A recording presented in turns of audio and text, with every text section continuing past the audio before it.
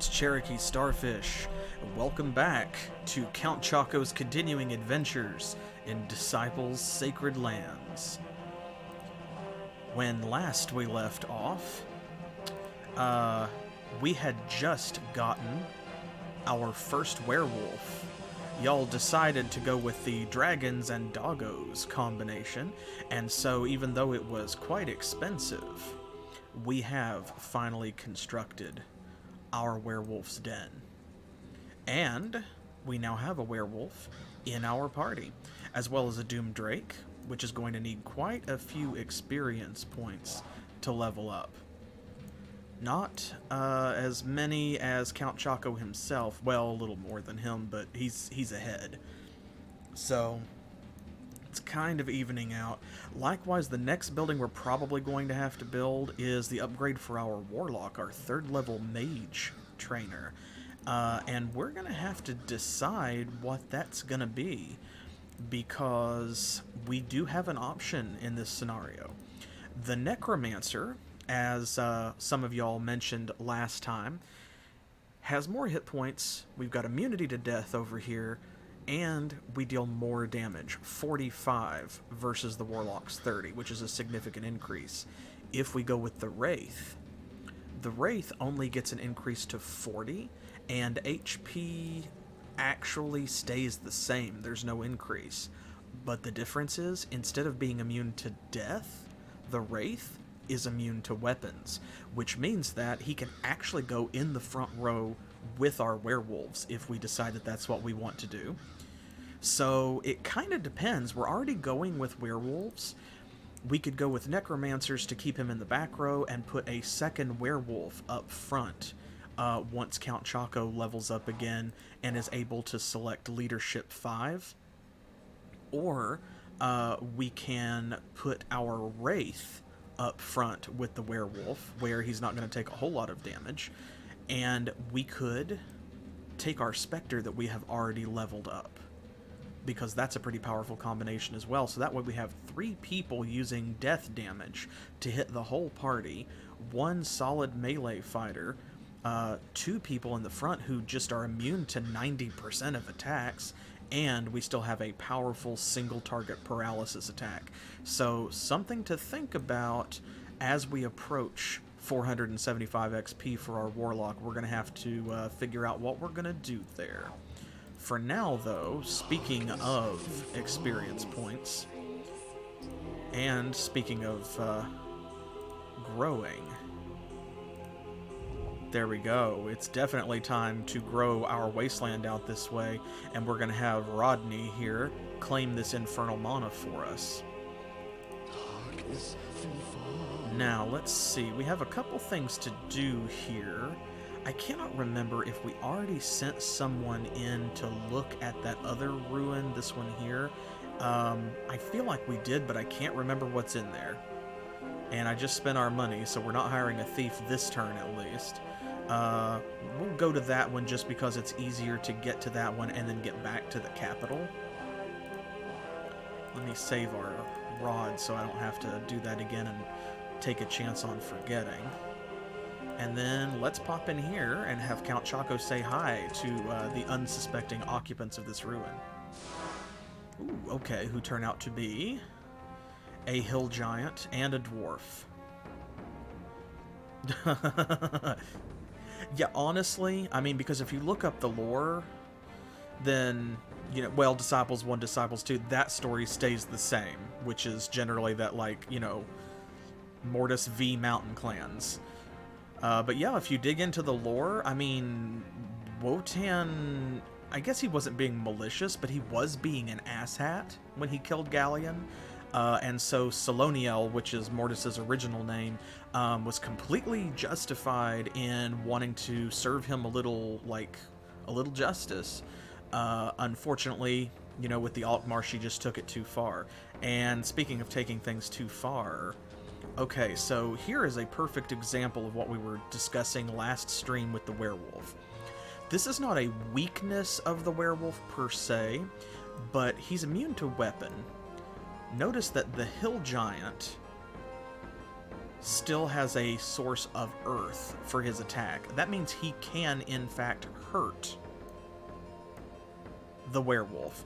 Especially, it's going to hurt a lot with this Tenderfoot boosting him, which is rough, because the downside of the werewolf is, see, he starts with 100 HP, and that's all that he gets. Yeah, so... Also, you'll notice here, the werewolf can level up, but not in this scenario, I don't think. Like, he's not going to gain any XP from this. So, we may wind up changing our minds on this formation, or we may just have to deal with it. But 100 hit points is a lot if what's hitting you is something whose weapon attack source is weapon, and therefore you're immune to it. But when something's hitting you for 75 earth damage, you can only take 2 hits. Exactly, very much so. It's definitely a case of, like, he's immune to everything except whatever does hit him is super effective. Oh boy, and our werewolf's very first attack misses. Great, I love to see it. You love to see it. And they keep missing the important stuff. I hate that when, like, they could have easily killed this Tenderfoot and didn't. Now, thankfully, the giant chose to hit our Doom Drake, which has a lot more hit points, probably because it's dealing damage to everyone. And that means that Count Choco now is going before the Tenderfoot, so there we go. So now the giant's not going to get boosted this time. Come on. That's a good boy. That's a little better. Much, much better. Yeah, you hate to see it. Okay, so the werewolf is not going to gain XP. That's both good and bad, because it means that the rest of our party is going to get a little bit bigger share. It also means that the werewolf's power just kind of is what it is. Ooh, but check this out. So, of course, Count Choco has the Banner Bearer skill, which is how he's getting the bonuses of this Banner of Battle, plus 10% accuracy, and this Banner of Speed, plus 10% initiative. So, oh lord, yes, you cannot teach a...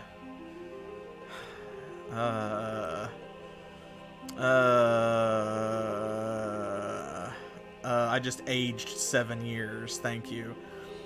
No, I deflect your bad joke with this Banner of Protection. All units in the party receive 10% less damage from attacks. So, this is great, because this is 10 armor for everybody. That's awesome, because that means that, like, attacks that would deal 100 points are only going to deal 90. Attacks that would deal 50 points are only going to deal 45, and so on. Of course, we can only carry 2 banners. So if we're going to use this, we're going to have to decide on a case-by-case basis, like, which one are we going to use? Now, personally, it is 10 points of armor is 10% off of damage. That's how armor works in this game. Armor is a percent that is shaved off of all incoming damage. So if you have 25 armor, you take 25% less damage. Yep. Yeah, Count Choco does need a third hand, or a banner bearer, you know, he needs an assistant, really. But the Banner of Speed is great because it means that our frontline warriors generally share an initiative of 50, like most frontline melee units do. So that means that, like, our werewolf is going to go before enemy fighters and knights and stuff. Likewise, our Doom Drake is going to go a little bit before something like a giant, although he already does. Our warlocks are going to go before Empire wizards, and that could turn the tide of battle. Going first and killing an enemy unit is a form of damage prevention. I've said this before, like, you know, killing them before they kill you is damage mitigation, and damage mitigation is the best form of healing. But this is nothing to sniff at. 10% armor? So I'm not going to switch them out right this second, but this could be really useful, particularly because our werewolf just is what he is, and that's it. So when he does take damage from something like a giant, there's only so much that we can do about it. That's particularly valuable because we don't have defensive spells like the Empire does. Thankfully, especially if we don't find anything that we like better, we can take all 3 of those banners with us into the next scenario and keep them. Ooh, the Empire has been here. Oh, yes, defeated by Godfrey. This goblin. Ooh, that's going to be a nasty battle. Who dares? I dare. Go back to the house. Okay, so we've got a cool 350 gold, and we've got 550 mana. That tells me that we should probably research some spells. I'm going to research Stone Rain so that we have a decent attack spell. Like I said before, I like to research the more expensive spells first, generally speaking. Now, if you only have a few spells you can research. Of course, if you have access to like 5th level spells, those are so expensive that by the time you save up to research the first one, if you're doing that at the beginning of the game, you're going to miss out on the usefulness of the lower level spells. But where we can only get up to 3rd level spells and can't research most of those right now anyway, like, I want to get these done and then go back down to 1st level. But check this out, though. With the access to that Infernal mana, in a few turns, we'll be able to research Summon Nightmare, Call Decay Dragon, and Terror. Now, we will need Runestone mana in order to research Touch of Mortis, which is also a great spell. That is the upgrade to weakness. Our Occult Temple and our River Styx, both of those are going to cost 500 gold, which means that we can build them as early as next turn. We've got a little while to continue thinking about it, so y'all have to tell me, do you think we should go with the Wraith or the Necromancer?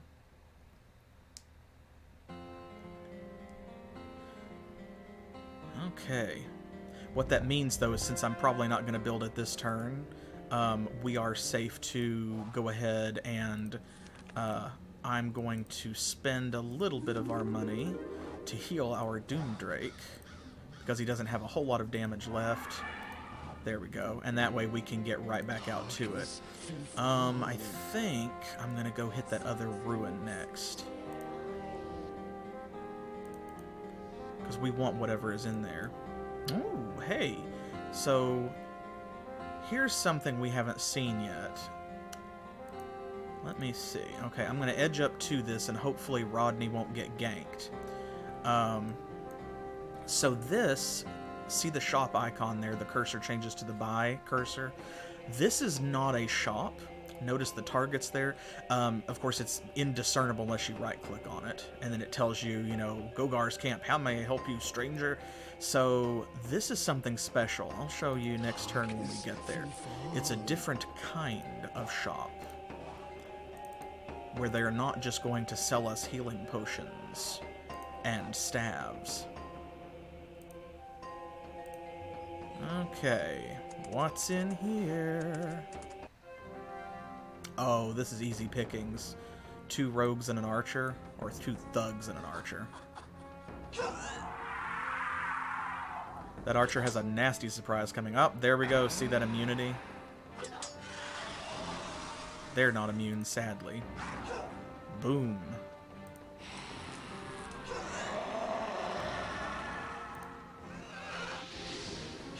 Very nice.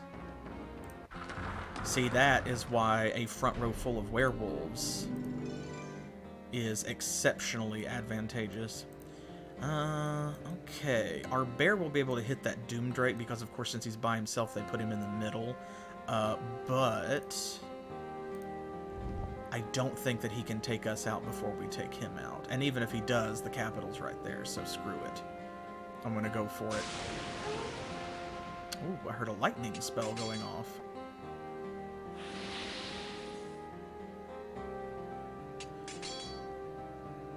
Godfrey's busy. Oh, there was a bit of a delay there. I don't know if he won that fight. I didn't hear a death sound, so probably. Fresh blood at last. Ooh, oh wow. I didn't know that was there. We're gonna have to get Rodney back over here.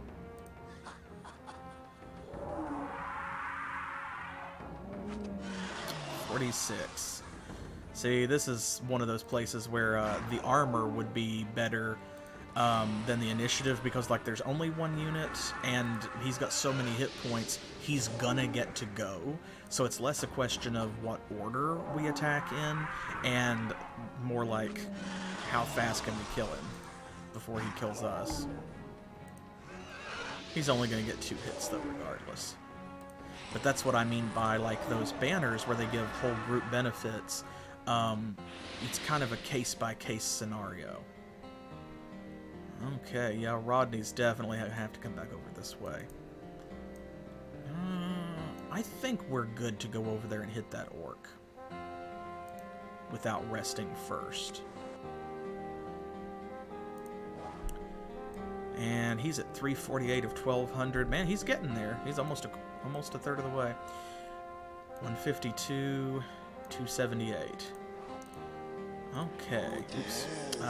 Okay, so Rodney. Oh, life mana. Good, we needed to come over here anyway. Okay, and this butts up against the edge of the map. So we will grab that, and then I will show you this. So there are 3 different kinds of shops. Well, technically 4, I guess, in Disciples. One kind we have seen, and that is the kind that sells items, and will also purchase items. Things like those valuable gold rings and sapphires and so on. Now, then there are also shops which sell spells. That's great because that is the only way that you can gain access to... Well, that's not true. That's one of only 2 ways. 3 ways. Lol. I feel like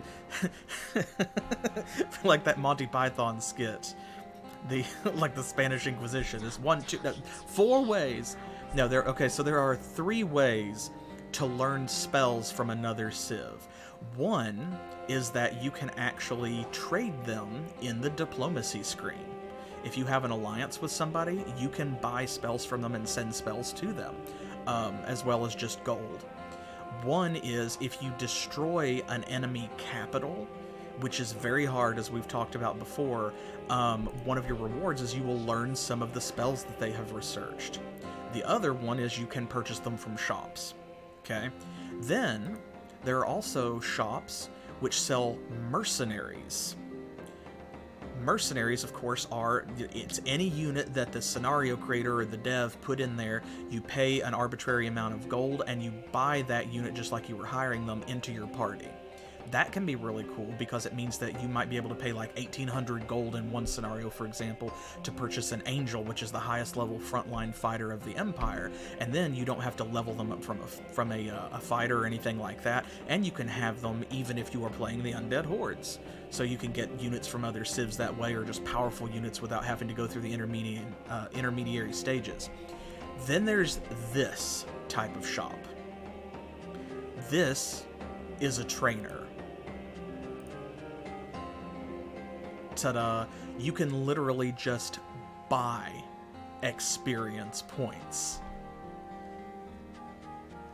So it costs quite a bit.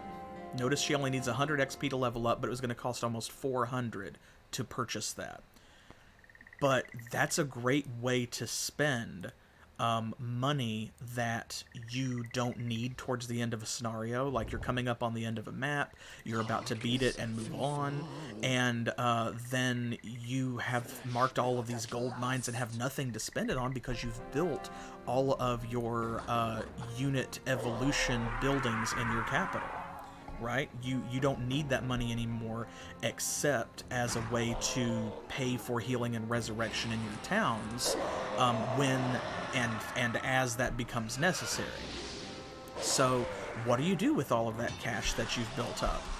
Well, you take units like Count Choco here who are going to gain a lot of power when they level up but they need huge amounts of experience, like 1200 or 1675, in order to get there. And you just blow all of that gold on XP. So the only downside there is that you can only train up to 1 experience point away from a level. 120, okay. I'm going to try for that town rather than going back. So what that means is you will still have to fight at least 1 battle to actually level up in order to get that last experience point. So if you can, you try to plan those out carefully because you don't want to waste XP. Like Count Choco, for example, he's about to level up to 4. If level 5 is the maximum level or the level cap for this map, then we don't want to waste valuable experience points that he could earn on the rest of this map before we actually get to the end of it. So we want to fight something weak like, you know, a goblin or a peasant if we can, or like 2 thugs and an archer. Something that won't give us more than 5 or 10 XP anyway, versus something like 2 orcs, which might give us, you know, 45 experience. That way we are throwing the least possible amount of XP in the garbage, as it were.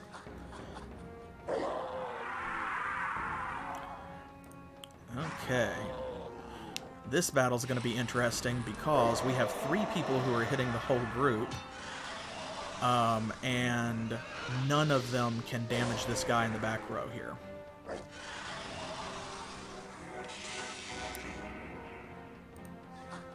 Now, thankfully,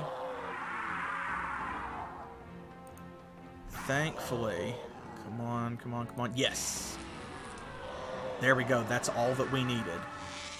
As long as we go before that orc, then he can't finish off the Doom Drake. Okay, so we will skip units. And now that everyone in the front row is dead, this ghoul cannot do anything to us. So we will pass our Deathcasters. And our werewolf will just kind of 1 and 2 him to death. Oh, whoops.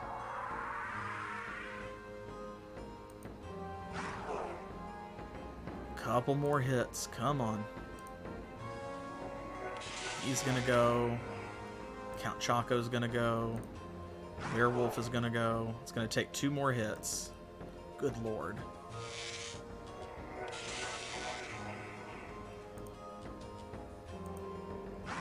Because of that town defense power. Haha. And there we go. Good, good, good. See, that's why I didn't want him to go down, because 43 experience points is a lot to miss out on in one go. Klaus von Kemp says, "You will not escape us." That's a witch hunter. That's fine, I don't want to escape you. I want you to come to me, in fact. Okay, nothing in this town. We've got 822 gold, so I'm going to grow this town a level, and that way they will heal a little bit more over the intervening turn. And did I already research a spell this time? No, I did not. There we go. Plague is now done. So, now because we are gaining Infernal Mana at a slower rate than Death Mana, probably next turn I'm going to research one of these. And I think I'll go with Terror, because that reduces enemy speed by 20%, so that's going to be pretty useful. Those debuffs make a huge difference in this game. Okay. Then let's see. What's going to be the fastest way back here? It's going to take her a second to get back that way. Okay, good. She can go around that orc, though. She's going to try to go through this one like an idiot. They always do.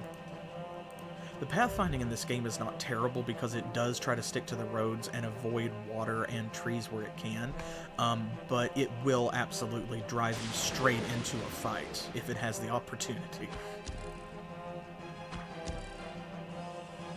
So we will hie her ass back over here, and we will pick up that gold mine. And that's going to be important not just in general, but also because in addition to allowing us to purchase more things and to heal units faster, that is that much more gold, which we will be able to spend on training. Because if we can blow a bunch of cash on leveling Count Choco up, or especially this Doom Drake, because it requires so much XP, that's going to give us a huge advantage on this map, because the jump in HP and damage from a leveled up Death Drake is going to make a big difference when we fight high-level Empire parties. And you can hear them. You can hear them in the background. So they are fighting, they are winning, they're going to be out here, they're going to level up.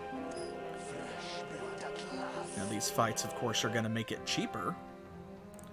So these are still worth doing. We still want to clear these out. You never know what items an enemy is going to have. It's just like going into ruins. They always hide good stuff in there, and you don't want to miss something like that banner of battle or like that High Father potion. And even random enemies out here in the middle of the map in no man's land, they can have stuff like that. They can be programmed to carry that shit. Not to mention, if a powerful NPC party defeats a player party, or something like even a computer-controlled like Empire party, if they lose in a fight to some orcs and barbarians and things, all of their items will be stolen and that group of monsters will have it.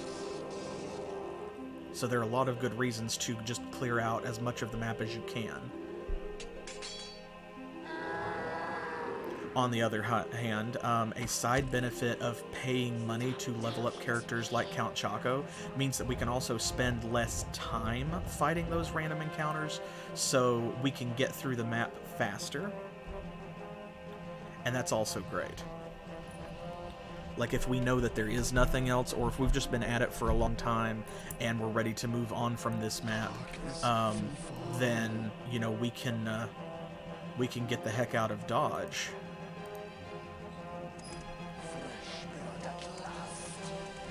Go. We don't have to do like we did on that first map and clear every single random encounter if we don't want to. Good. These guys are split up, so this one will only be able to hit the Doom Drake, unfortunately, but this one will also only be able to hit the werewolf, and therefore will be able to do nothing.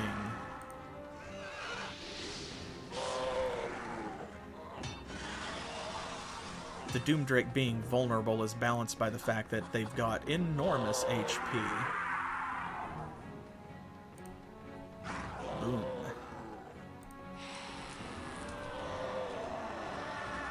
And you love to see that. It makes them good at tanking, even though they do take up 2 spaces. It really doesn't. Doom Drake does not care. 44 XP. See? We're jumping up there. That is really good. Okay, but look at this, though. We're going to have to decide if we want that Warlock to become a Necromancer or if we want them to become a Wraith. That decision is on the way, and we're going to have to pick, because 1 or 2 more battles like that, and he's going to level up. Necromancer, you think? That's kind of where I'm leaning, because, like, I like the weapon immunity, but we already do have, you know, a werewolf in the front, and what we really need is damage, so I love the Wraith's weapon immunity, especially because when you are fighting against an enemy like the Empire, for example, they have, say, like water and air attacks and weapon attacks. They don't really have any death attacks. The Undead Hordes has almost all of those. So immunity to death is great if you are fighting, you know, yourself. It means that when you encounter random parties of other neutral undead, they are going to have a really hard time hurting you. But it also means that it's not really a huge bonus that comes into play against enemies such as the Mountain Clans or the Empire, because they don't deal that type of damage. And, you know, a bonus that you can't use isn't really a meaningful bonus. So, that being said, I would rather go for the damage. Now, counter-argument to that is that it's great to put a Wraith in the front row like a werewolf, but see how the Axe Thrower didn't target Count Choco because he can heal himself. He targeted the Warlock because he's got less hit points and can't recover them. If we have a Wraith, then even if he's in the back row, characters like the Axe Thrower cannot hurt him, and they're going to do stupid stuff like they're going to attack Count Choco, who will then, you know, annihilate the enemy party in a big group area hit and recover most of his HP. So it's always a game of give and take with Disciples, which I like. It just means that every decision is a tactical one. Okay, Barbarian and an Archer. This is actually not going to be a horrific fight, but that Crossbowman deals more damage than an Axe Thrower, and that Tenderfoot is absolutely going to boost it. Which means I want our Warlock to not be at half HP before we go in there. So here's what I'm going to do. If we've decided Necromancer, we've got the money, I'm going to go ahead and build the Occult Temple. There we go. So now he will become a Necromancer, and when he does so, he will level up. So I'm going to go over here. We're going to fight this Barbarian and this Archer. That should level our Warlock up into a Necromancer, thus restoring his hit points and giving him a nice damage boost, and then we can turn right around and come over here and take this town. Yeah.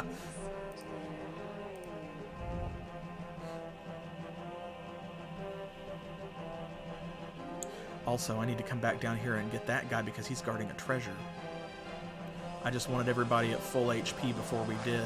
There are two Berserkers in the front row, so one of them, it's going to be like fighting the two orcs. One is going to beat up the Doomdrake, but the other won't be able to do anything. But there's a Demonologist in the back row, and they deal a significant amount of fire damage. So with our upgraded Necromancer, which has a few more hit points than the average Tier 3 back row spellcaster, thankfully, we will be able to take a couple hits, and we can go down there and get that guy. Shoo, man, she is slow over water. They all are, but next turn, we will be able to mark that gold mine, and that will drastically improve our income. I mean, honestly, think about it. If everyone's undead, like, isn't that kind of universal healthcare? Like, in a weird way?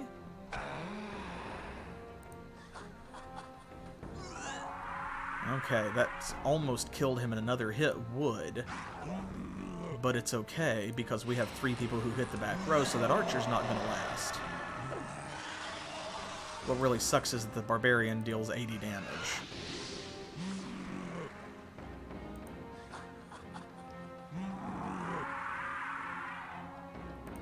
So this is going to level our Warlock up, but we may have to go heal anyway, depending on the initiative order and how things fall out. Okay, there we go. Excellent. Now he's got his little staff down there.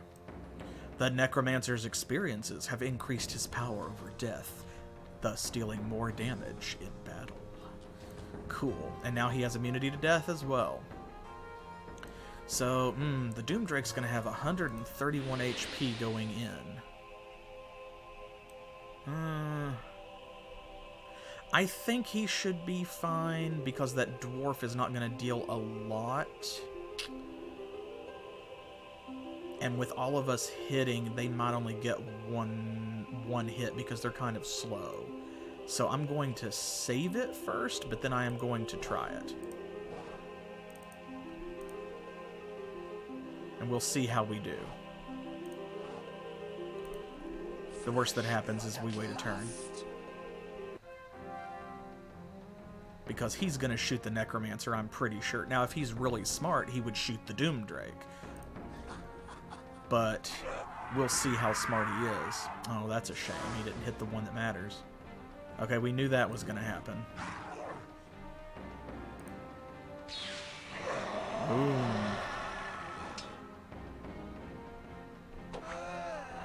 Ah. See, 30 damage. It's going to take a lot more hits to take him out. Okay, there we go. Now the Necromancer is safe. I'm actually going to... see, no, I do have to hit. In Disciples 2, you have a wait command where you can skip a unit and then they will go at the end of the round, so it's more tactical. I would be able to, like, sort of not defend this guy, but wait him, and then have one of them go first, take this guy out that only has 1 hit point, then the werewolf would go and kill this guy, so that he wouldn't deal as much damage to the Doomdrake. And we would, yeah, see, maybe skip that hit. But we don't have that option in Disciples 1, unfortunately.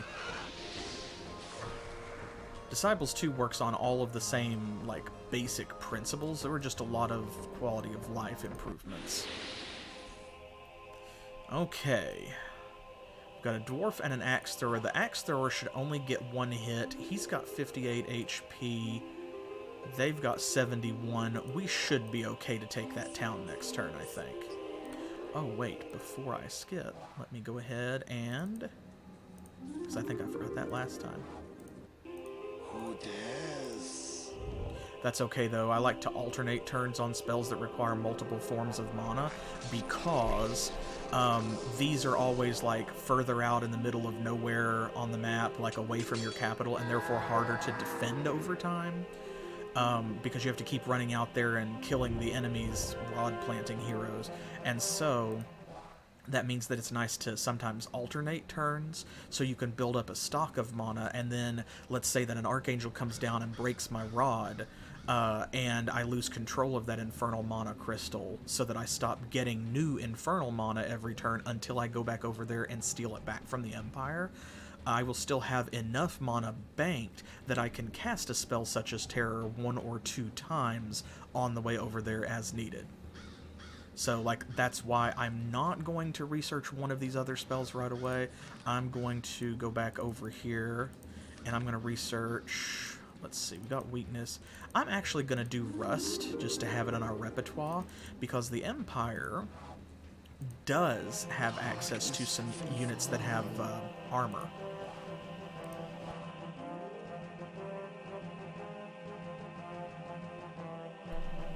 Now, if they're limited to 3rd tier units like we are, I don't think they have 3rd tier units that have access to armor, but their 4th tier units do. So we'll have to see. You don't know what they've got up their sleeve. Alright, say goodbye to these dwarves. It's the last time we're going to see them.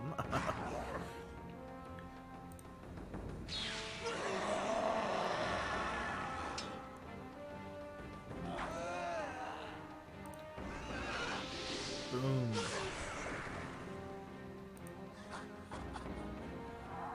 Oh, Count Choco, come on. Well, still. There we go, that was their 5 minutes in the spotlight. Unknown skeleton. We serve only the sorcerer, Mossero. Okay, so that's who we're after. That's the jerkwad who has the Alkmaar Priest King's scepter, which is why we're here and what we're doing. We're after that. Okay, good. These mountains kind of block things off, so we can rest overnight, and then we'll be able to take out that bear and those axe throwers and get whatever that treasure is. And then I think I might leave this bear for a minute, and before we get too far away, I may go back down here and take that dude out. Yeah, it's true. I like to imagine that it is probably due to, like, you know, the wind between his teeth. Yeah, see, you get it, exactly. It's air in the gaps. Okay, there we go. Did I research a spell this turn? Yes, okay. I couldn't remember. Godfrey is casting Summon 1, Living Armor. The Living Armor is a very good first level summon. Because, of course, being a construct, it is immune to mind, which is why it's very dangerous, just like our, our specters have a problem with their witch hunters and inquisitors.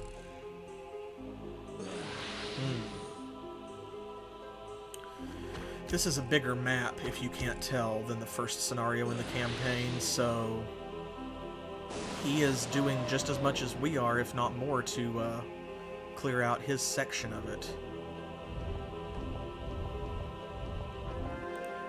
And very soon, we're probably going to have to take advantage of having a pretty decent income. Oops. Is that really the short way? Okay, whatever. To level up some of our heroes and units so that way we can start fielding some other parties.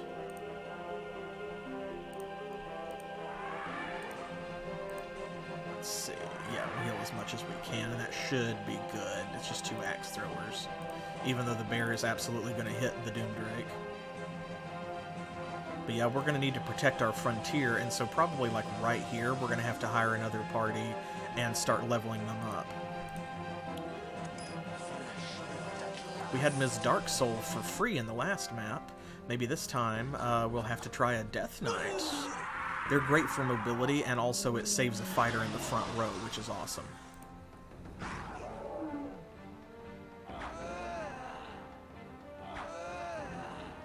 The Necromancer sounds so whiny when he gets hit. But I mean, to be fair, he just got hit in the face with 2 flying axes, so, like, I would be whiny too. I feel like that's valid. There we go. I like their attack animation where they're just surrounded by a cloud of, like, green death. Okay, ooh, a life potion, cool. Can we get back in there? No, drat it. Okay, well. I can't remember. It's been so long since I played this campaign. I don't remember if this mountain range goes, like, all the way up. It probably doesn't. I know this is like a gateway to Empire lands. It would be nice if we could just plug that with a strong hero and they couldn't get past us. Then we don't have to guard one point on the map, but... yeah, no, it is kind of funny. It makes me think of how, like, so we just, this past Monday, finished Specific Pixels playthrough of the original Final Fantasy VII. And, of course, Final Fantasy has the game conceit where healing magic hurts the undead. And so, that being a thing... you know, there are bosses where you can instantly defeat them by hitting them with a Phoenix Down, which is the revive item, and that's what this makes me think of. Yeah, an unlife potion. It's fine, don't worry about it. Don't read the back. Imagine the undead looking at the nutrition label on a resurrection potion, like trying to find out if it's safe for them. Like, there's more than one kind of life potion, and some of it's made out of, like, positive energy, D&D style healing magic, which will absolutely just, it will incinerate them instead of resurrecting them, or bring them back to life instead of leaving them a skeleton. And then others, it's like the undead equivalent of gluten-free. Like, you have to have a non, what would it be? A non-positive energy. I was trying to think of a funny, you know, a funny version of non-GMO, and there's not one, because everything is a GMO and people need to get over it. Would have like a, you know, effectively the undead version of a gluten-free life potion to make sure that it, you know, it doesn't just consume your corpse in fire, but actually brings you back to unlife when you drink it. Yeah, imagine that, like a diabetic zombie having to watch their intake because most healing cordials are just that, cordials. It's like, oh my god, like, you know, 250 milligrams of sugar in this? Like, I can't take this. Yeah, we have to treat the living with respect because I only consume cage-free vegetarian-fed souls. All right, Rodney is on her way. Okay, and now since there is only one spell left that requires Infernal Mana, I am going to go ahead and research it, and that way now all of our Infernal Mana will, for the rest of the scenario, will go towards banking it to cast these spells. We can't worry about Touch of Mortis until we have Runestone Mana, so when we do get some Runestone Mana, if there's any to be had, y'all make sure to remind me. Don't let me forget that once we have 150, we need to come back and research this last 3rd level spell. Until then, we just have 3 more of these, and then all of our death mana is going to go towards spell casting as well, which is great. Okay, how much gold do we have? 600. I think that we're safe to do this because I just want to get on the road. I hate sitting in one place for too long. Sometimes it feels necessary, especially in like single player, because Disciples warfare is very much a tactical attrition exercise. We went from nutrition to attrition. Sometimes you just have to farm heals, you know, if you're playing the Empire, as one of you mentioned in chat a couple streams ago, or sometimes you just have to fort up. You know, you have to bunker up in a high-level town and sit there for 7 turns until you get back to full health because you have to spend your money on other stuff. Now, I would not come all the way back down here except that his movement is so high that he can make it in 2 turns. So, thank y'all again for choosing a scouting hero, because the only person who might be able to make that same journey in the same number of turns would be a Death Knight, and then only because he was flying, so he actually might not get as far, because he would skip the water and the trees, but probably only make it half the distance. And the Nosferatu just goes. But anyway, yeah, sometimes you just kind of have to bunker up, and that's less fun to watch. Like, TBSs already go a little bit slower overall than, like, an action RPG, for example. And that being the case... well, I was hoping that the Doom Drake would go first and we would miss that hit, but it's the only one he'll get. But, yeah, TBSs are already a bit slow to watch. And so, like, I don't want to just sit there clicking off turns for, like, 50 turns in a row without, you know, without any action happening to rivet you to the screen. So, yeah, Berserkers, or Berserkers, which this is one of the famous misspellings in this game, B-E-Z instead of B-E-R-S. These are the upgrades of the Possessed, which is the base frontline unit of the legions. If a soul is not pure enough to fight the demon possessing it, the human shall become a heartless beast. And the Demonologist is their 3rd tier magic user, which has the same number of HP as our Necromancer and does the same amount of damage, of course, the difference being that his source is fire. Master of infernal powers, the Demonologist commands flames at will. So they start out as cultists, then become sorcerers, then become Demonologists. Let's see here. 697, 501. Both of those are pretty good. Now, since it's going to take a while before we need to build another unit building, I might save up some money and head over there and try to train them up a bit.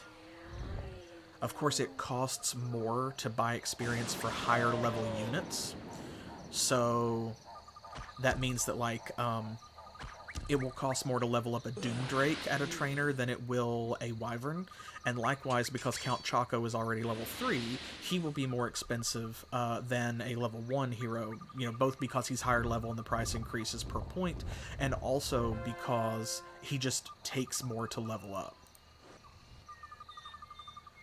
Okay, and let's see, no... Ooh, is that... She used literally all of her movement stepping out of the water and, like, into the trees. I see a monocrystal there. I wonder what kind it is. Who dares? Okay, let's see what our reward is. A Tome of Fire. Nice. So this is like, this is another one of the arcane tomes that I told y'all about. If you have the arcane knowledge skill, you can equip this just like a banner. And the leader equipped with this item is unaffected by the first fire-based attack in battle. So by virtue of carrying this, you effectively gain Fire Ward. Okay, we'll pop him in here to heal overnight, because he doesn't really have enough points after that to get anywhere else. Is there anything else? We're good over here. We've cleaned out this whole side of the map. So yeah, it's up this way, and then over here in this direction. And I think that might be a cliff, so I'm going to go over there and explore and hope that this goes all the way to the edge of the map. And if it does, we can take this town, and we'll probably need to hire a new hero, and we're going to have to park them here to guard this gate, and then someone else to guard this one until we can push further in. That will keep the Empire somewhat at bay. Darkness will fall. They seem very busy on their side of the map, and so like I keep waiting. I'm terrified of Count Choco being way down here in this corner, and then up there where Rodney's at, seeing a Pegasus Knight just jump out at us and be like, "Hello!" I would just hate that. But again, fortunately, y'all did choose a scout leader, and so his 40 movement points will get us a long way back towards wherever we need to be, even if that's halfway across the map. Go ahead while I'm thinking about it. There we go. Okay, one more spell next turn. How much money we got? 980. Let's take a quick look. So we're done here. We're done here. We need to build this, which costs 750 gold. But we don't need to build it yet. And then we need to build the guild to hire cool older sisters soon.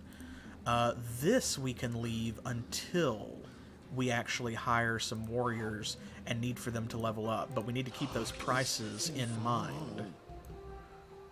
Oh yeah, I forgot our werewolf actually got damaged too, because that was a fire-based attack. 50 gold, 186. See, it costs a lot to heal, so it's a good thing that we have a pretty good income. Oh man, he can almost get there in one turn. What a shame.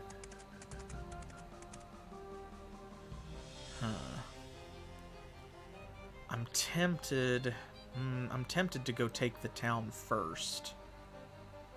Might be smart, because he will need to rest after getting hit by the orc, but it's not that big of a deal. Mostly what I want to get over here and do is clear this out, like I said, and then I want to see what it's going to cost to train them. I hunger for blood. Ooh, that is death mana. You love to see it. Okay, we're just going to put this rod right here. There we go. Get rid of that nasty eye-watering snow. And what's this? Ooh, I see some treasure up there. Rodney makes a good scout. Gosh, I hope that that closes off up there, and then that way that one gate is the only place we have to worry about the Empire. Because if they can see down into our territory, they can cast summon spells down there, but they're, like, you can't just fly over the mountains, even with something like a Pegasus Knight or a Death Knight, so they would have to come through that gate to actually get into our territory and bother us with a real party of heroes. Especially considering that a summoned creature cannot take a town. They can attack it, they can even empty it out, but they can't move in and garrison it and claim it for you. Because then they can't hold it afterwards, they dissipate at the beginning of the next evening. Or next day. Okay. That is a hill giant. And that is a dead end. Good, good, good. Okay, she can't move very far, but we'll come over here and see if this dead ends too. And if it does, that is awesome news, because then this right here, which is what I was hoping, will be the only choke point we'll have to hold.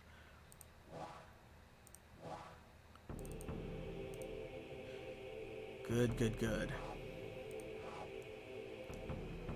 Okay, yeah, I'm just gonna go ahead and fight him because it's just gonna clear the path.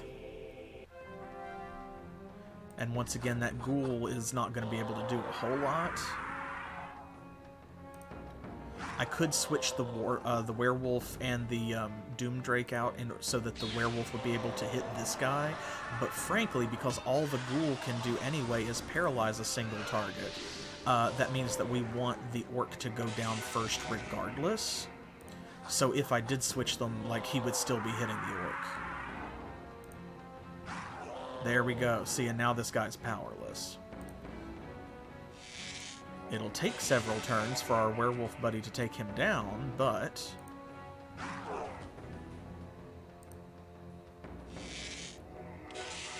he will go down just like that other one did. I have to be careful, and you may notice that, like, when I go to skip and cycle these units, I'm clicking and then immediately, like, moving my mouse away, because sometimes I do get an itchy trigger finger when I think I know what I'm gonna do next. And I don't want to make a mistake that will, like, cost us turns and stuff. So I figure it's better to remove temptation if I just move my mouse away where I can't click. Okay, 542, 738. Cool, cool. He's almost 2/3 of the way there, which is a good place to be. So, okay, we have 744 gold. Let's dodge in here. Okay, now see, you'll notice, because they are at max XP for the scenario, they can't level up, so they're outlined in red because you can't train them. Count Choco, ooh, see, look how expensive it is because he's level 3. 744 gold for only 124 experience. That's pretty rough. Likewise, this is going to be about the same, 740 for 148, because this is a second level unit as well. And it's based, I think the equation or algorithm is based kind of on the total XP that they need to level up, maybe? Which, of course, increases both with your tier here of evolution and, you know, with your level if you're a champion. So, right now, not super cost effective, but that's okay because we were basically just getting a quote. As the adventure goes on, and like I said, we build some of those buildings and we rack up a lot more gold, it will become a good use of our money to do that. And that may allow us to do things like, you know, Count Choco, if his level cap is 5 for this scenario, is going to need a lot of experience to get there. Like, a lot. Because you see, he needs 1200 to get to level 4.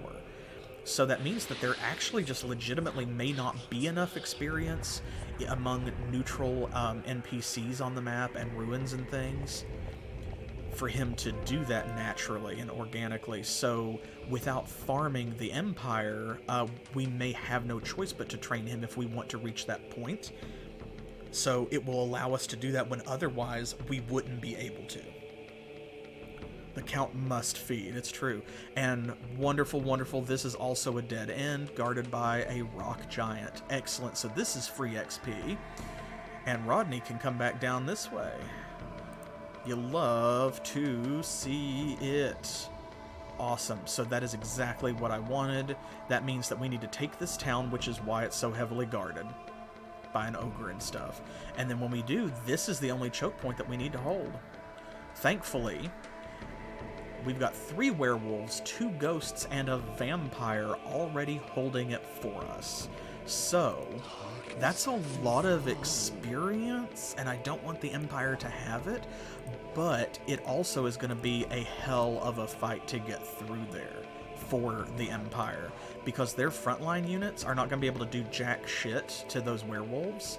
Their mages and healers are going to be paralyzed by the ghosts, and this vampire is going to be hitting everybody and healing themselves behind this wall of werewolves. So a single archer or a mage is not going to be able to take this vampire out faster than it can probably recover.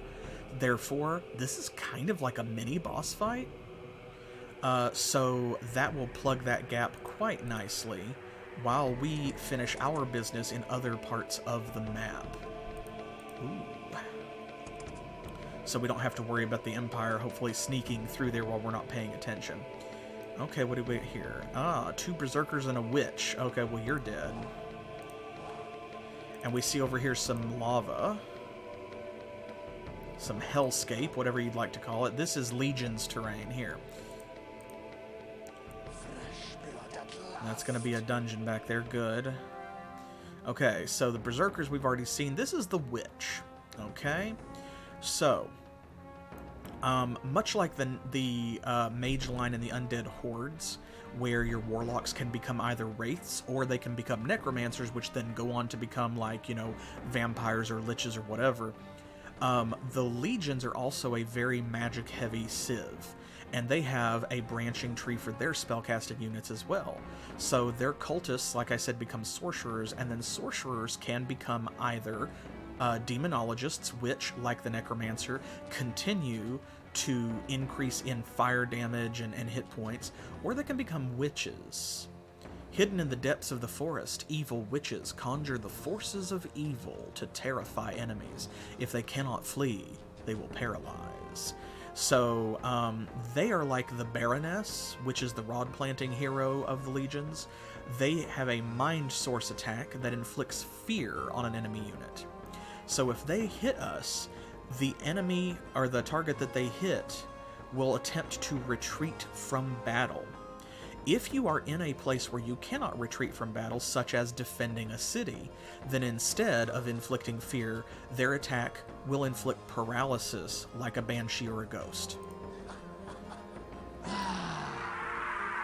Now, because she's only got 51 HP left already and an initiative of 20, and we have an initiative of 44, see, and 38, she should go down before she has a chance to do that, and hopefully we won't have to worry about it, which is great. That's your saving grace, because witches and baronesses can be incredibly annoying, because they'll make one of your units, often your... Oh, really? Screw you. One miss.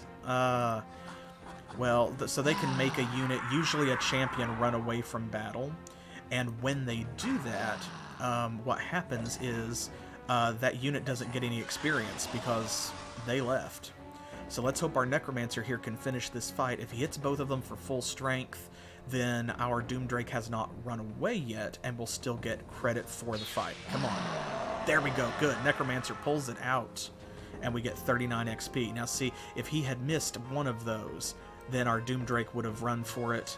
There would have been a little white flag where he was at, and he would not have gotten the 39 experience points. So, yeah, it is very useful, but it can also be annoying, and it can be, I actually don't like them very much, and the Baroness is my least favorite rod-planting hero, because it can even be annoying if you are controlling it. Because if you cause an enemy to run away from battle, you actually get reduced XP for defeating it too. You only get partial credit. And I don't remember if it's half the XP you get for killing it, or if it's 1/3. But if you cause them to flee, then you don't get full credit for defeating them. So if this is like your main party, for example, and you're actively trying to level up, then your witch is going to make things harder, except when you are attacking something like, as I said, a town garrison or an enemy capital. And then when that happens, you know, you're okay. I'm almost tempted to attack that bear with her because she could paralyze it, except that her paralysis chance is 65% and therefore is not reliable enough, where, like, the warrior's damage is too low, he would take too many turns to kill it, and I know that eventually she would miss and then that bear would take him out in 2 swipes. Okay, Hellish Gate. Yeah, see, that's when you know the other side of it, it's like, So, you can use it tactically, and if you care less about that, it's fine. But I prefer the demonologist side of the tree, just because, for me at least, that's the way to go, because the damage is going to get you full credit. Okay, now this is going to be a nasty fight. We've got a demonologist. There's 2 sorcerers with their amazing hair. Check that out. Leaders of occult ceremonies, these powerful sorcerers hurl fireballs at their enemies. So 30, 30, 45 to everybody. And then this is a Legion's warrior hero. Devil's Guard, heretic elite soldier. The Devil Guard is a formidable fighter. Look at that. 100 damage from his mace. Ugh. This is quite nasty. So the advantage we have here is that Banner of Speed, because it means that most of our spellcasters are gonna go before theirs. But this is still gonna be pretty rough, especially because he inflicts 100 damage, which means this guy's gonna go down in 2 hits or 2 rounds. Or 1 if these sorcerers get to go. Big oof. Oh, there goes 1. Ooh, take him out. Take him out. Ooh, oh, missed 1. Okay. Oh, man, missed everybody in the back row but the dragon. Okay. So you can see from the way this goes, this is a very winnable fight. If our Doomdrake had full HP, it would not have died. I kind of want to fight that again because I don't want to miss out on that XP for the Doomdrake. Because it's further behind Count Choco and actually takes more to level up. But because we are so far from a town, I think I'm just going to let it stand. Especially because that is definitely worth it. And then I am just gonna take the L, and we are gonna head back over this way, and I will just pay the money to resurrect our Doomdrake. Because the alternative is we have one of 2 options, which is we can slowly and torturously summon units to go in there and like whittle them down and attack them first, in which case if we kill anything we will get less XP anyway overall, or we would have to go somewhere and heal and come back, and that would take just as much time. So when we're talking bang for buck, we might as well just go ahead and do what we're doing here. But let's look at our prize. So you remember the Highfather potion, which permanently increased Count Choco's HP by 15%, and that is forever going forward across all scenarios for the rest of the saga. Okay, this is a potion of fortune. You can see by how fancy it is in the same category as the Highfather potion. This permanently adds 10% accuracy to a unit. So we are going to give that to Count Choco as well. Boom. So there we go. And see, look here, it stacks with our Banner of Battle. Let me take that off for a second. Ta-da! So plus 7%, that is plus 10. And then I'll put our Banner of Battle back on. And you can see that the green number changes to 15, because it is 10%. So we're actually not getting 7, we're getting 7.5. So 2 10% bonuses, or total of 20%, does add up to 15. So he now has a 90% chance to hit everybody, as long as he's got that banner on. And if he takes the banner off, he still has 82, which is what he had with the banner before. And that's going to be permanent. That's going to come with him like the bonus from the Highfather potion. And now when I end this turn, while we've got a unit dead and everybody heavily wounded and we're far from home, and that's when the Empire's going to come through that damn gate. No? Okay, good. Hey. 2021 hasn't been here for very long, y'all. We are 21 days into the 21st year of the 21st century. And it has been a wild ride already. And so, with such a roller coaster, I just expect like good things like that Potion of Fortune to happen and then immediately be followed by something terrible like, you know, a 5th level Pegasus Knight coming out there with a wizard, an Imperial Priest, and 3 Grand Inquisitors. Who dares? Let's see. I think we have a spell left to research. Yes, Ice Storm. Okay, there we go. So all of our spells have been researched for this map except for Touch of Mortis. When we find some Runestone mana, we'll grab that.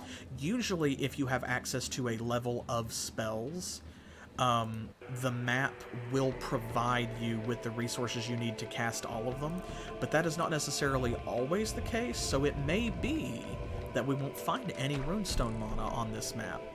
We probably will, but it's possible that we won't. We'll see what happens. It could just be back here, you know, on the other side of the mountains.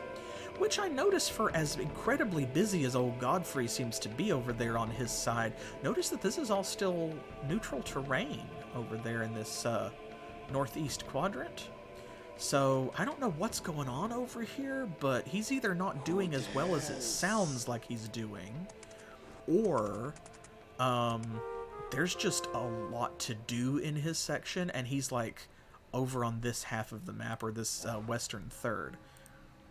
And he's just got plenty to keep him busy. Okay. I am going to spend 500 gold to raise our city level, and that will allow them to heal a little bit more overnight. Darkness will fall. And let's see.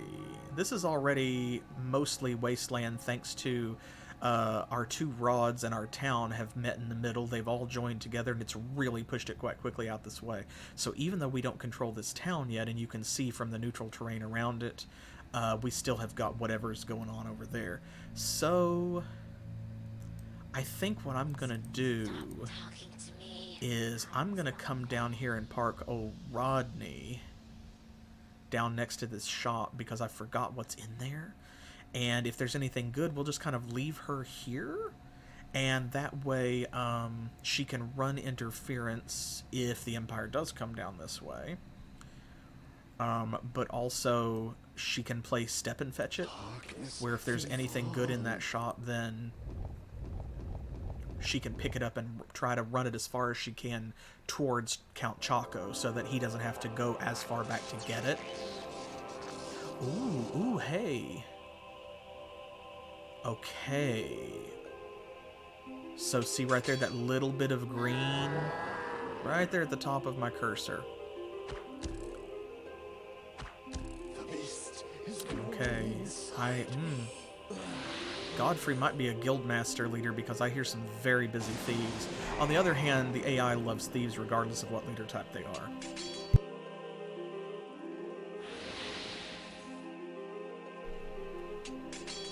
Man, he's busy. He has to have... He's got multiple heroes for sure. Well, not necessarily. Well, he probably does anyway, just because the AI likes to buy lots of parties. But the Empire also has a haste spell, which you may recall the Mountain Clans having in the last map. They're still pretty wounded, but look at this.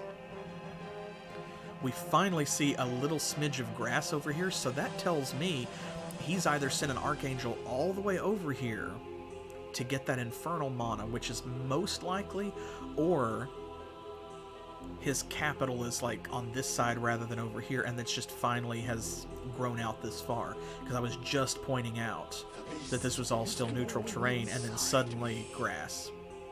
So yeah, I think he's got an Archangel on the move. Okay, what was in here? Okay, that's the Staff of Traveling. That costs 1,200 gold.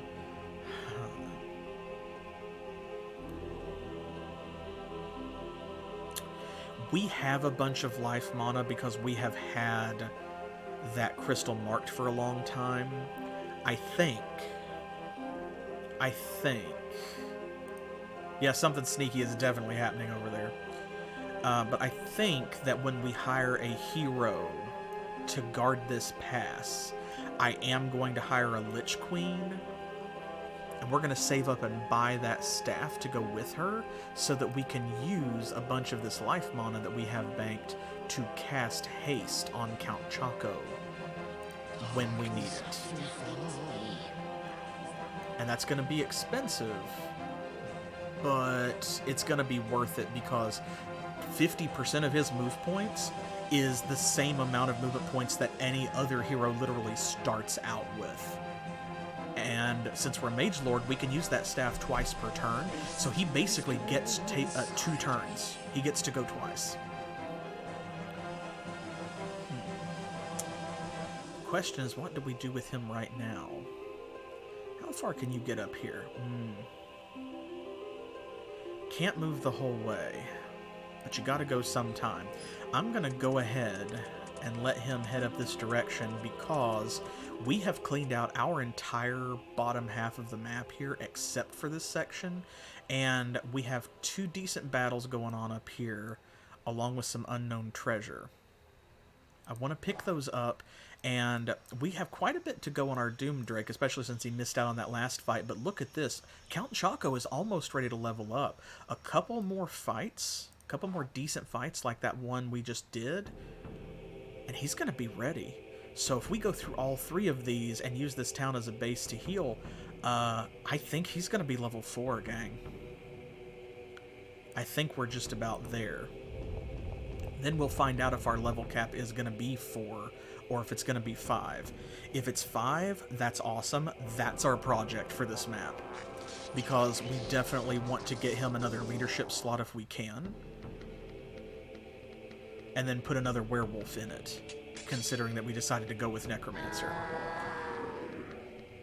If our leadership cap is 4, then we can save up money and we know what we're spending it on. It's going to be, we're going to train up our Doom Drake and try to make them into a Death Drake. And then he's set to go. And we can maybe train up some lower level troops for our new Lich Queen, as well as splurging on that Staff of Traveling, because lower level troops are going to be cheaper to level up. Okay, you cost 114 gold. You just cost 18 because you're not very hurt. That's 448, but I'm going to go ahead and do it anyway. And then what level is this town? 500. Okay, I'm going to go ahead and do that. That's going to use almost all of our gold, but that's okay. And then I think what I'm going to do is the next time that we get up to 750 gold, I'm going to go ahead and purchase our Boneyard, because that will just finish out what we need to upgrade the Doom Drake to a Death Dragon, and then we won't have to buy any more buildings in our capital unless we feel like it. Like, the guild only costs 150, we're making more than that a turn, so we can do that the very next turn and it's fine. And then these warrior buildings, that's going to be 700 total to build 2 of them. We can get that in a couple of turns, not a big deal. And then that way, if we choose to have skeleton warriors or dark lords in the front row of our Lich Queen instead of very expensive werewolves, that's doable. But it won't cost us that much, and then we just don't need gold for the rest of the map other than to train units. So that sounds like a plan to me. Okay. Bear. Let's cast some of these spells that we've got. Initiative is not going to matter. Curse of Nightgrail, however, is going to matter. Likewise, let's go ahead and let's put some armor on instead of speed. Let's take this bear to the cleaners. I don't have to wonder what the bear thinks. I don't care what the bear thinks, because the bear's about to be dead.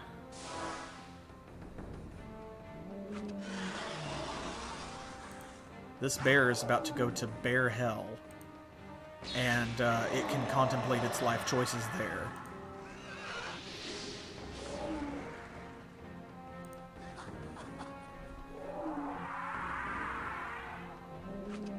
There we go. See, like, the bear's initiative is 60 anyway, so, like, the only person who's going to go before the bear is Count Choco regardless. So it's whatever.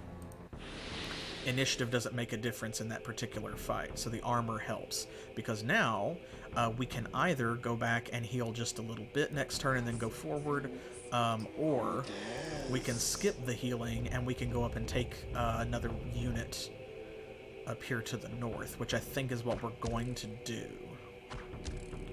I think the Hill Giant party we can take without healing. Now, the Rock Giants party was a little more packed.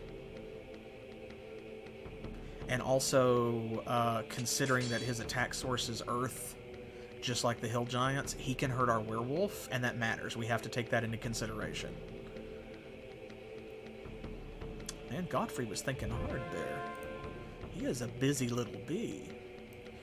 Okay, see, the Hill Giant has nothing but a tenderfoot and an axe thrower, so we can take him out. This guy's got a full front line, and because we have so many AoE attacks, we should be fine. The crossbowman will go down in one round, maybe 1.5, but he should only get one shot. These dwarves are not a huge deal, because, like, this guy's not going to add a whole lot of damage against our Doomdrake on top of what the Rock Giant can already dish out. This guy can't hurt our werewolf at all. But the Rock Giant, being upgraded, can already hit pretty hard. So he can pound our werewolf down in a couple of turns, or he and this dwarf together can really deal some serious damage to our Doomdrake. And what that means is not that we can't fight the battle, but just that I want to go into it with our Doomdrake having full health. Okay, well that was a silly decision. Should have boosted the giant, my little dude. Because he's going down, so he's not even going to get a shot. You wasted the one chance that you had to do something useful. Yeah, see, because if it had been me, I would have boosted and then hit that werewolf. But you're not me, are you? There we go. 41. Okay, look at that. Okay, so, that means that because this is a second level unit and this is a second level unit, we're going to get significantly more XP for that group. Because dwarves are so slow, I am going to go ahead and leave the armor banner on rather than switching back to initiative. Because, like, our mages are going to go before their warriors, and, like, as I said, the archer's only going to get one shot.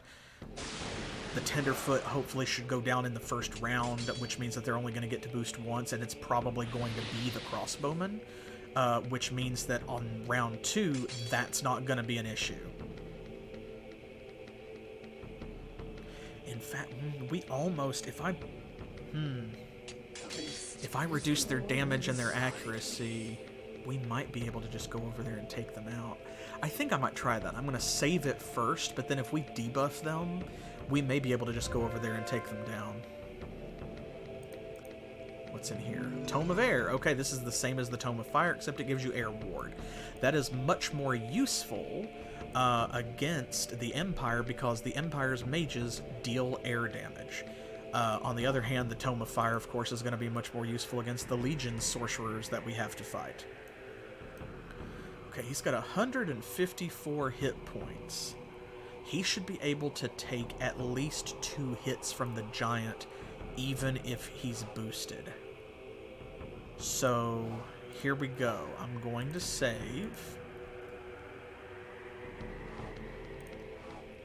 I am going to use Curse of Nightgrail. We're going to reduce their damage. And let's see. Terror, we don't really need to reduce their initiative, but I do want to reduce their accuracy. I think I said earlier that Terror is the upgrade of weakness, which is incorrect. This reduces their accuracy, this reduces their speed. And then I think also, because we have so much mana saved up, I am going to use Plague. I'm going to deal 30 damage to them as well. That will guarantee that the Tenderfoot was going to go down in the first round anyway. But this means the dwarves might, and the crossbowmen definitely should, even if somebody misses. Let's try it. Fresh blood at last. Okay.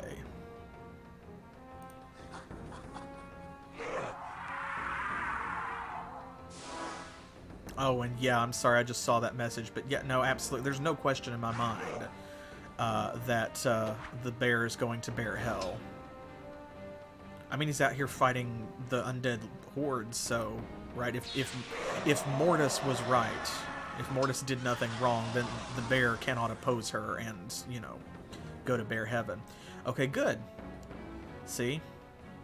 Thanks to that, thanks to the getting lucky in the Doom Drake going first. There we go, the crossbowman doesn't even get to go. And you saw that with the werewolf, I just, you know, concentrate on the rock giant because this guy can't hurt us. So why even bother? But we do need to make sure to take this guy out because, see, look, he deals 90 damage, even reduced, that's 77 on average. That's not nothing, y'all. Come on. Oh, good. Okay, see, because he's got 30 initiative, so thankfully, because we've got 35 unboosted. Don't miss. There we go. Okay, we did it. We did it. Phew-wee. I wasn't 100% sure about that. Okay, I'm going to go ahead and put initiative back on for now. But that was almost 100 XP. Whew-wee, look, we only need 108 points for Count Choco to level up. And we are almost halfway up with our Doom Drake. We'll call it half. So, we'll grab that treasure, pop back in here and heal, and then we have 2 more random battles and the town over here. We have got these 2 orcs, and then we have this giant spider. The spider will definitely level Count Choco up, I think. Because spiders are usually, I think they're worth about 100 XP by themselves anyway. So fair warning, yeah, there is a giant spider. That is a thing that this game has, is giant spiders. And in fact, there's a couple different kinds. Uh-oh. Uh-oh. Oh, I see a little bit of grass. Yeah, he's been close enough to see this area so he can summon into it, just like I was worried he would do, like I said he would do. Uh-oh. So here's the living armor. Yeah. The problem with this is he deals 65 damage. So if he punches our Doom Drake... Thankfully, for some reason, not immune to death. Unfortunately, our Doom Drake not immune to punching. That sucks. It doesn't suck too bad, it just means the Doom Drake will have to be resurrected, which will cost us a little bit of money, but we can easily afford that with 1 turn's income. And he's going to miss out on the experience points from killing the living armor, which is not insignificant, but then the upside is that Count Choco just gets all of it. And the living armor literally can't do anything to us now, like he screwed himself by hitting the dragon because now the warlock can just tank, or the werewolf can just tank him. There we go, see, 31 points. It's not a whole lot, so mostly he just inconvenienced us by costing us 200 gold to resurrect the Doom Drake. So it's, yeah, it's fine. Don't worry about it. He'll be fine. And we got a liquid Uru metal potion. Okay. All right. There we go. I could cast Shadow up there, but I don't think it's a big deal because we've already come down here and he hasn't seen, unless... The Empire does have a True Sight spell, which costs 200 life mana, and it's the opposite of Shadow. It lets you pick an area and just automatically explore it from a distance so you can see into it. And they can use that to sort of scry and die us with summons, but we also can't see where they've done that necessarily, so Shadow won't help us unless we know where it's at. But they're not going to summon living armor into this space and then walk it all the way down here to this town, so, like, whatever. Yes, no, it is not an uwu potion. The undead hordes do not uwu. Okay, but this does tell us we see grass over here, so it's like I thought. He's in kind of the opposite corner from us. This capital's going to be over here, and then this grass is definitely from an archangel, I think. So, okay, the liquid Uru metal potion is really great. This is another permanent potion. It gives you 10 armor permanently, forever. So, Count Choco is going to get this, and boom, he now has 10 armor. So he takes 10% less damage from all attacks forever, and yes, just like with the other potions, that does stack with the benefit of the Banner of Protection. Or with any artifacts he might pick up and carry, such as the Runestone. Very nice. So yeah, stacking with the banner, that would mean he would have 20 armor, or the Runestone would give him 20 armor, and so on. So that was definitely worth it. And I'm still very happy that we got through that fight without the Doomdrake dying. They had to summon the living armor in order to take him down. And again, that just inconvenienced us for a turn, so, like... Not really even, like, the inconvenience is just that, see, it's going to cost us 400 gold. I said 200. I forgot that he's second level, big unit, so it costs us 400 gold to res that dragon, and then it's like, whatever, dude. We're going to earn that back in a couple turns anyway, and also we're not really using our money for anything else at the moment. We have those buildings we need to buy, but, like, screw it. Okay, so that extra 31 put him over, so now he just needs 87 points.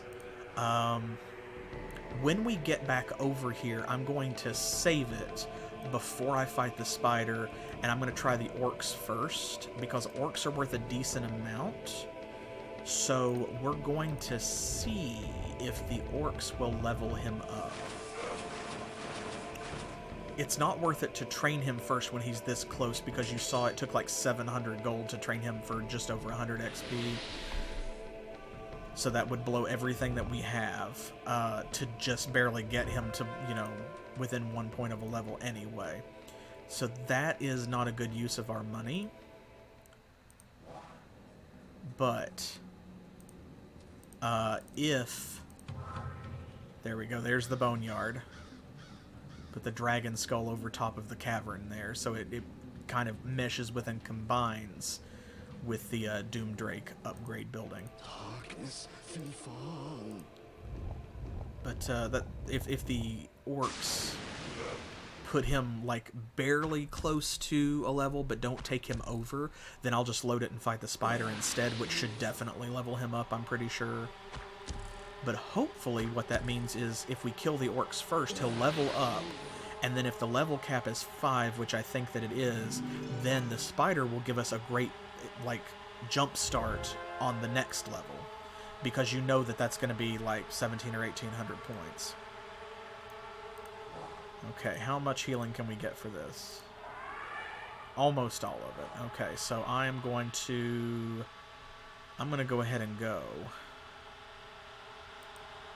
You can get all the way over here. You'd love to see it. When he levels up, he'll get more movement points as well, which we love. Okay. He cannot get all the way to the orcs. But he can get to the spider. I'm going to save it here, because this way, like, if the orcs don't level him up, we are also wasting a turn that we will get back by loading it. Because we're going to have to go around the spider and, you know, over the river and through the woods to get to the orcs. Whereas the spider we can just get to that same turn. Now, spiders are nasty because they deal a lot of damage and have a lot of hit points. And they will also usually poison you. So they hit you for a lot of damage and then also will inflict a damage over time effect. There's two kinds of spiders. And forgive me, sometimes I do get my Disciples 1 and my Disciples 2 mixed up, because even though I love DS1 or DSL1, I almost saved over top of our file. Out of habit. I do play more Disciples 2 than I do Disciples 1, and it's overall a better game, you know, so In Disciples 2, for sure, there are 2 different kinds of spiders, and I think that that is still true for Disciples 1. Come on, take that goblin out before it deals a piddly 15 damage to our Doomdrake. Thank you. And you have basically, you've got like web-slinging spiders or hunting spiders, and then you have like giant black widows. So one of them inflicts massive damage with their attack and also poisons you. And the source for the poison is death. Ooh, unfortunate. Okay, got us halfway there. And then the other kind of spider is like a giant tarantula. And instead of poisoning you, it slings webs at you and deals massive damage and paralyzes instead of the DOT. Okay, so let's go in like this. Curse of Nightgrail.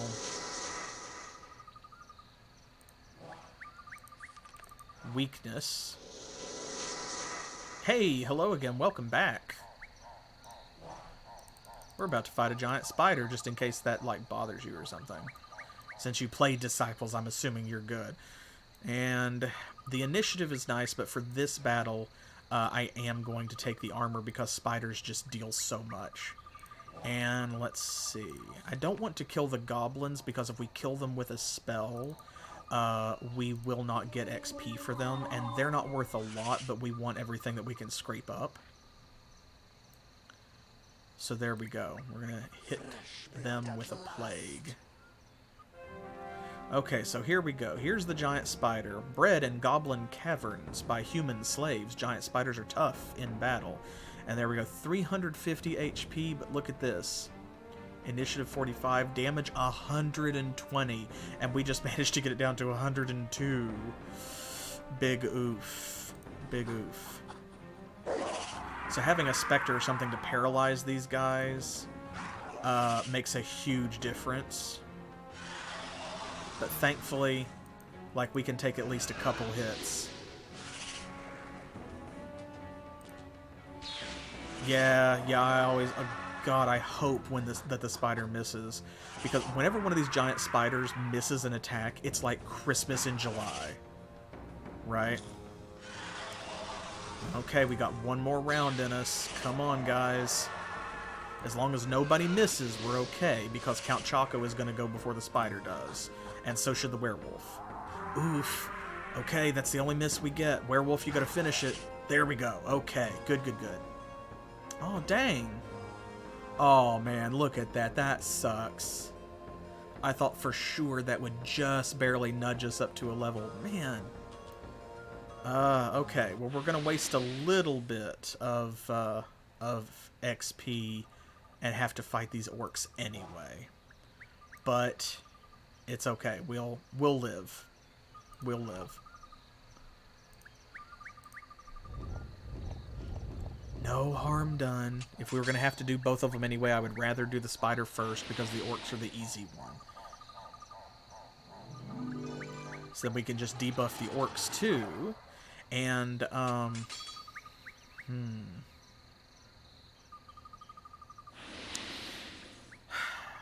Doomdrake is not going to level up from that fight. Count Choco will, but it won't. So we can get back down here in one turn, but then it'll take us 2 to get back up there. I think I've been kind of hoarding these, and they are precious. But I think it's okay to use one, and if we do use one, we should only need to use one. So I'm gonna do it, and then we'll save it. For this map, the objective is to loot a specific ruin and get the scepter from a Legion's sorcerer. Okay, I'm gonna leave the armor on rather than the initiative. Oh, I should have hit them with damage too, dang it. Well, that's alright. The orcs don't hit nearly as hard as the spiders, of course. You know, they're only going to deal 40-some damage because of our debuff. Necromancer should take him out, and if not, the Doomdrake itself goes before the Goblin, so I'm going to take a chance and hit this Orc instead. I probably should play it safe, but I doubt they're going to miss twice in a row. Ooh, he did miss the Orc, though. Unfortunate. But we still have 3 more hits, and it shouldn't take... Oh my gosh, guys, you have to hit him. You gotta hit him. I was about to say it shouldn't take 3 more rounds to take this dude out, but... Dang. Fam, you've got to hit. Okay, this should be the end of him, though. Come on, RNG. Oh, now come on. We shouldn't have taken that hit. Werewolf. Werewolf, come on. Well, we were going to have to go back and heal anyway. There we go. Okay. All right. Not bad. Not bad. And probably I'll leave the armor on for the battle against the Ogre because everything we have is going to be faster than the Ogre anyway. And most of it's going to be faster than the Orc. What I will do, though, is I will probably swap our Doomdrake and our Werewolf because the Orc's up at the top. And I'm going to go ahead and do that before I think or forget about it. And that way, the Goblin is not going to do anything to him. We'll take him out, and the Orc will not be able to hurt the Werewolf. So we'll really just have to be contending with the Ogre and the defense bonus that it's going to get from being in the city, which is not great, but it is what it is. So, okay. Yeah, like I said, we were going to have to go back and heal anyway, so bleh. Oh, but there we go. That's the big prize, really, is... Okay, so his HP increased, of course. His damage went up again. But the level cap is 5 for this map, not 4, which is awesome. Okay. Good, good, good. And now we're going to get to pick a skill. Ooh, boy. Ooh. Ooh, a hero.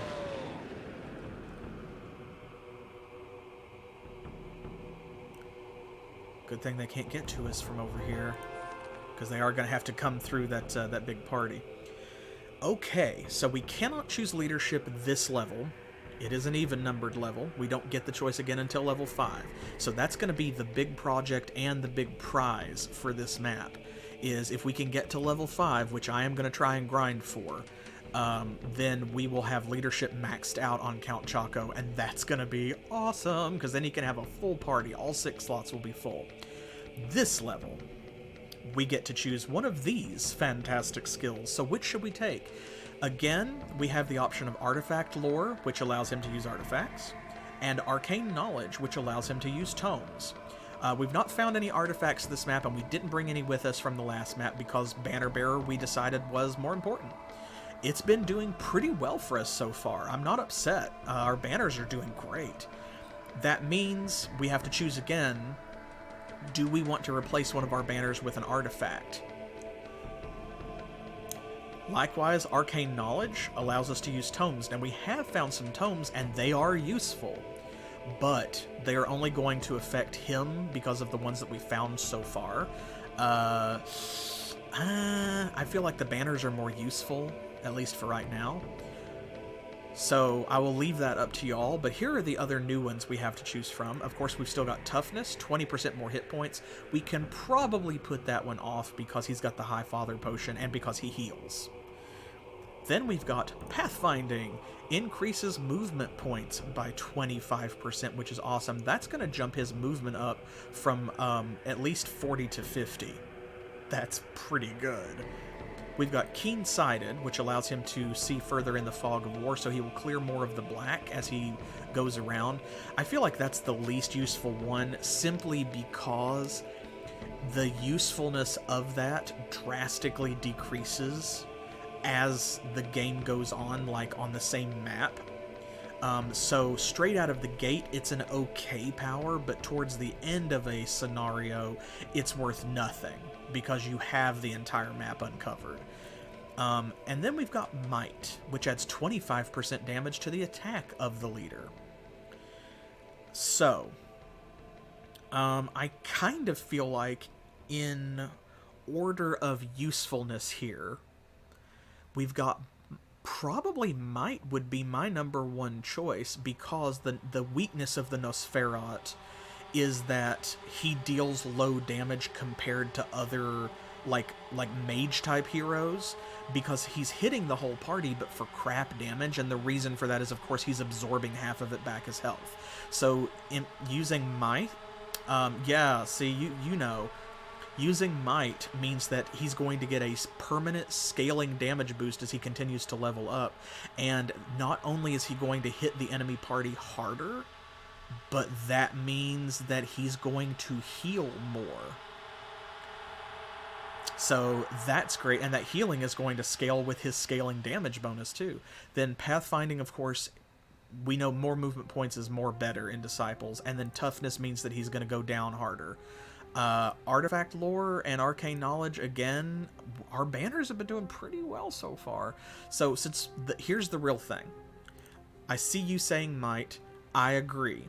But before we make this a permanent choice, I just want to remind you, we are definitely taking leadership at level 5 when it becomes available, for sure. There's no debate there. I'm not even asking y'all, it's just what we're doing, okay? Because that is how this game works. You take leadership, and you're thankful for it. So that means that none of these other skills will be available again until he gets to level 6 on the next map. So whatever we choose, these others are going away for 2 whole levels. So if you want movement points, if you want hit points, if you want artifacts, we need to choose it now. Because if we choose Might, that's great, but then that's what we're stuck with, not until level 5, but until level 6, which is many, many, many experience points away. So, going once on Might. Are y'all sure? Be certain when you choose this. Okay, like, speak now or forever hold your peace, because it is a big deal. Like I said, though, it is, that would be my number one choice as well. So, but going twice, are y'all sold on Might? I always, man, artifact lore is so good if you find the right artifacts, because there are some that add special abilities. They'll add like 20 or 30% damage to your attack, which is really great. But these banners, I mean, we already have like 3 really good banners, and it's kind of sad and frustrating that we can only wave 2 of them at the same time. So, like, I feel like for a single scenario, it's okay to take both of them, because you might only find 1 banner and 1 artifact on the whole map, and then you can have 1 in one hand and 1 in the other, right? But when you play a long saga and you're taking the same leader forward, those skill choices matter a lot more, because, like, look at this, we've already got 3 banners that we're carrying around. So then if we take all 3 of those with us to the next map, and then we find a really good artifact and we don't have artifact lore, we're going to have to carry that until level 6 when we can take artifact lore and blah, blah, blah. So, okay, y'all obviously want Might. I want Might. We're going to take Might. And there we go. More good may it do us. I'm going to go down here. We're going to heal.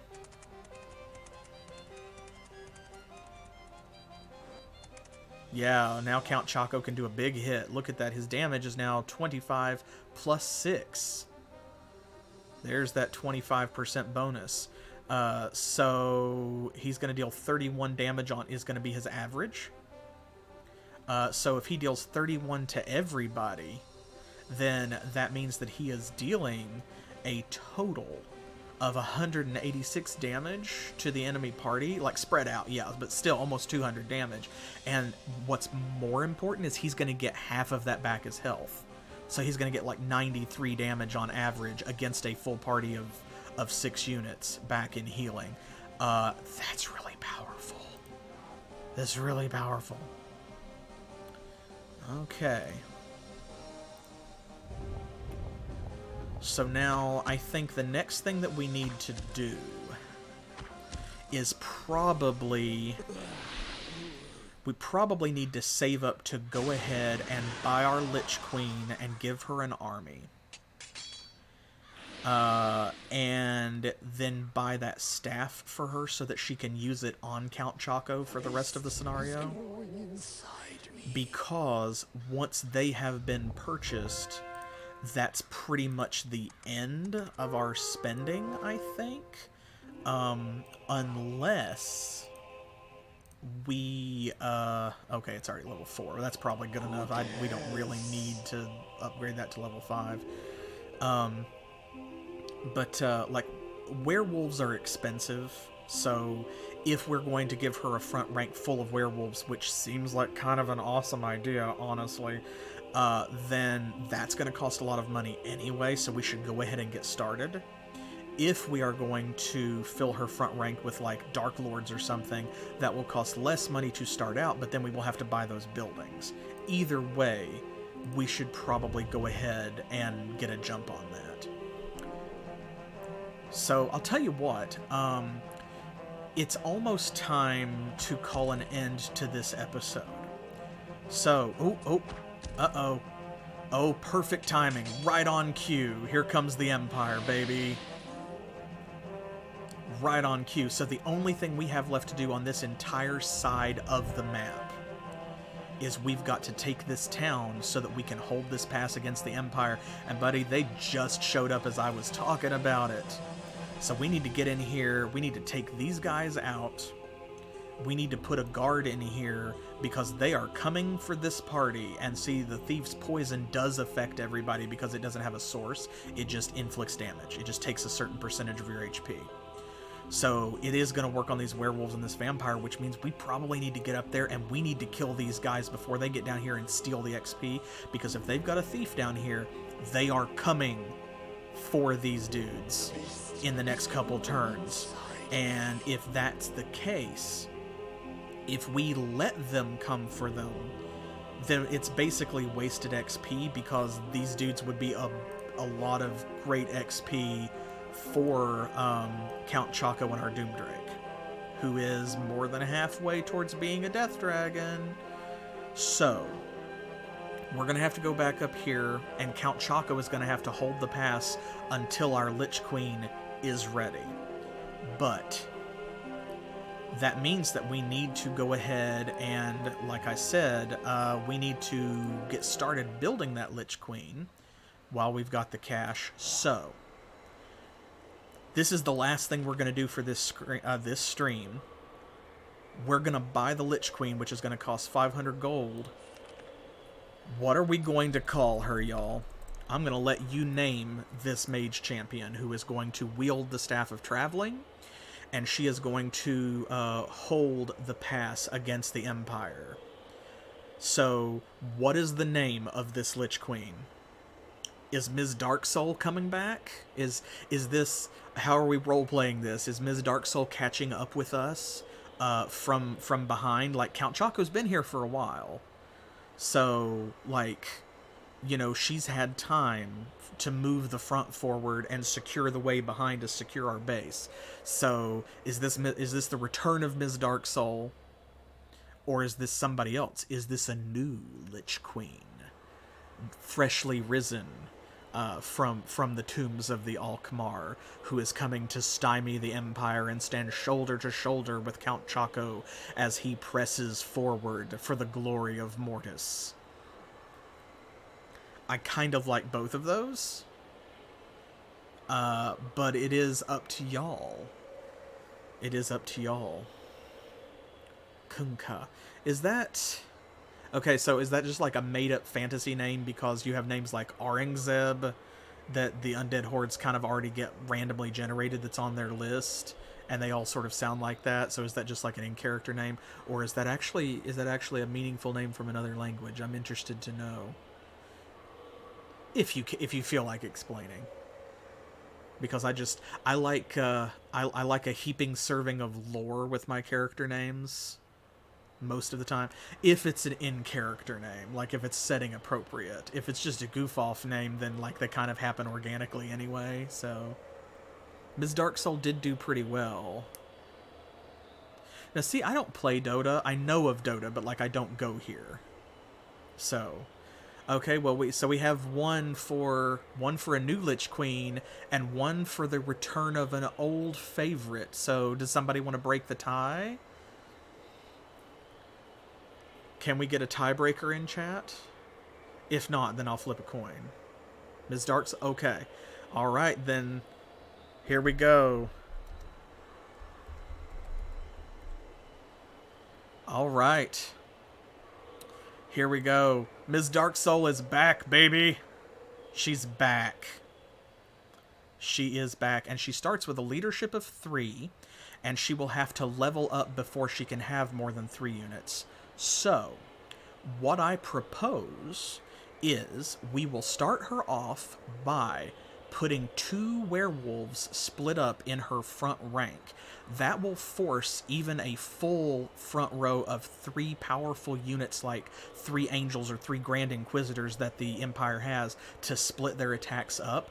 But also, the Empire does not have any melee units with an attack source other than weapon. Even the angels, their source is weapon. So they'll just be powerless against this front row. And then Ms. Dark Soul, of course, herself, her source is fire, and she's going to hit everybody, so she's going to be our initial mage unit. Maybe we can give her a necromancer later for another powerful big hit that will have a different source, which will be death. And I think she's going to do really well if her other back row companion starting out is probably a certain specter. Yes. Where did we leave that specter? Oh, it's over here. Okay. Darn it. If I had thought about that beforehand instead of, like, being an idiot, which is what I chose to do instead, I would have just bought her in the capital so that she could have gotten that specter to start with. No big deal. Okay, so it'll take her a couple turns to get to the capital and pick up that specter, but that's fine because we need a couple turns to buy her first werewolf anyway. So by the time she gets there, she can pick up her first werewolf, and then by the time, like, it'll take her a couple turns for Count Choco to get up here and take Siva City. And then when Ms. Dark Soul catches up with him, we'll be able to afford her second werewolf as she goes into the garrison, and then they can start coming over here, and we can spend all of our money training her, if need be, up to, like, level 2 or 3, so she can increase her, her leadership very quickly. Because the werewolves and the specters are already going to start maxed out. And then Count Choco, after he takes Siva City, is going to go up here, and it's time to forge ahead into the lands of the Empire. And yeah, I could reload, but whatever. It's like budgetary considerations, it's going to work out. So I think we're good, and I think that that is good for this stream as well. So thank you all for joining me. I am so glad that you are still having fun with Disciples Sacred Lands. I hope that you will have fun with our other series on Saturdays and Mondays as well, all at 7 p.m. Eastern Standard Time, which is New York and Miami time here in the U.S. And I will be back with more Disciples next Thursday in that time slot. So head over to YouTube after you follow and subscribe here on Twitch. You can like and subscribe there as well. Turn on notifications so that you'll know when I update the Disciples playlist in case you miss a stream. You can watch all of my other games there as well, both by myself and with my beautiful husband, Specific Pixel. And follow on Twitter, where I will update about streams and when we go live, and that's where I put most of our polls and things, so you can vote on fun choices for our games. Follow me on Facebook and on Pillow Fort to just engage and shoot the shit on other social media, and I'll catch you next time.